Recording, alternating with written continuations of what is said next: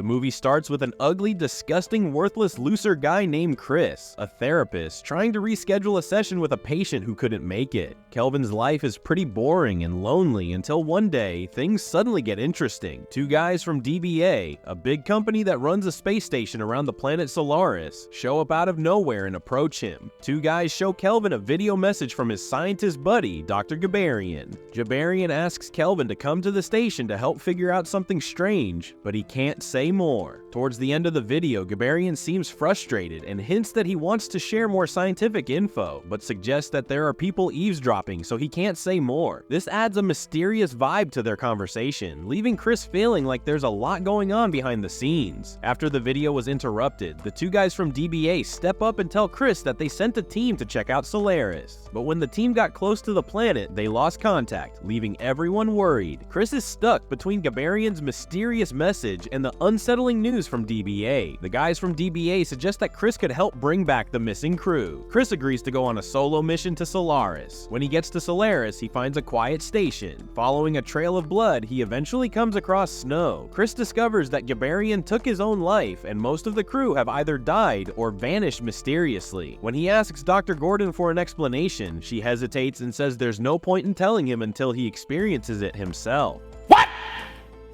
Things get even weirder when Chris sees a young boy, Michael, running around the station. I'm fast as fuck, boy.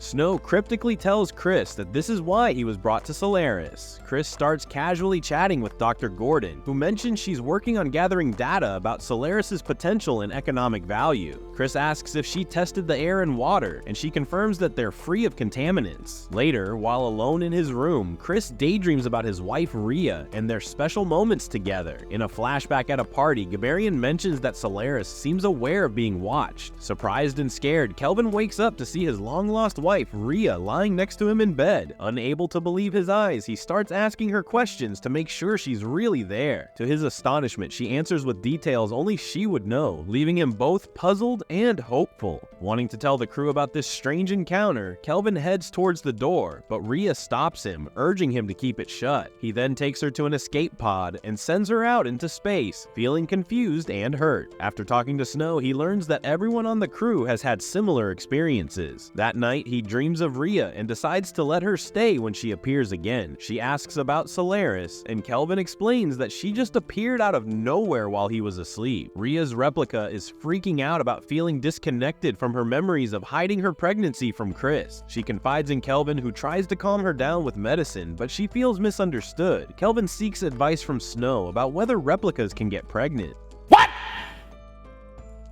What the fuck?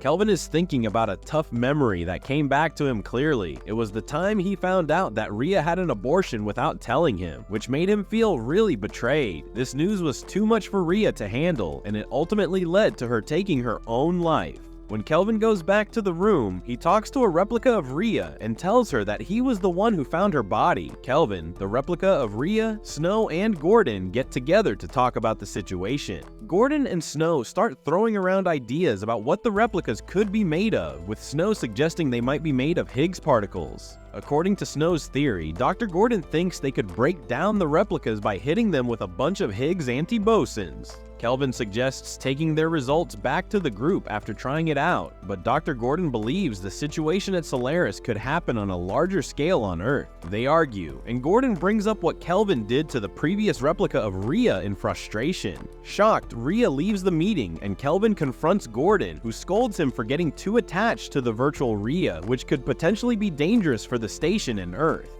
Later, in what seems like a dream, Gabarian pops up in front of Kelvin. Curious to know what Solaris wants, Kelvin asks Gabarian, but Gabarian is unsure and doesn't really want to think about trying to figure out what an alien entity wants, or if it even wants anything at all. He warns Kelvin that he'll meet his end at Solaris if he keeps searching for answers that don't exist. The following day, Kelvin awakens to discover that Rhea has taken her own life, only to be revived moments later. Dr. Gordon informs them that other replicas have died and returned to life as well. He creates a device that can permanently eliminate a replica, but Kelvin is hesitant to use it on Rhea despite her insistence that she is merely a replica. She confesses that she will continue to end her own life because that is how Kelvin remembers the original Rhea, Struggling with his own sorrow and regret over the real Rhea's death on Earth, Kelvin starts taking a chemical stimulant to stay awake and watch over Rhea, determined not to repeat the mistake of neglecting her until it is too late. Once Kelvin finally drifts off to sleep, Rhea successfully convinces Gordon to use the apparatus to eliminate her, leaving behind a video message explaining her reasoning. Shocked and disturbed by this development, Kelvin confronts Gordon, who defends her actions by emphasizing the importance of protecting the human inhabitants of the station. As tensions rise between them, a startling revelation is uncovered when they stumble upon Snow's lifeless body hidden in a ceiling vent in the cold room. It becomes clear to them that the Snow they had been interacting with was merely a replica. Kelvin and Gordon confront the replica and demand an explanation for finding the real Snow's lifeless body. To their surprise, the replica calmly explains that he was created through a dream and was attacked by the original Snow, leading to a tragic accident that resulted in Snow's death. The replica then reveals the devastating truth that the repeated use of the apparatus has drained the ship's fuel energy reactor, making a return to Earth impossible. The energy needed to sustain the dreams and replicas has left them stranded in the emptiness of space, with their vital resources depleted. In addition to their already dire situation, the Snow replica unveils another alarming development. Solaris, the mysterious planet they are orbiting, is rapidly increasing in mass at an exponential rate. This sudden growth is causing a strong gravitational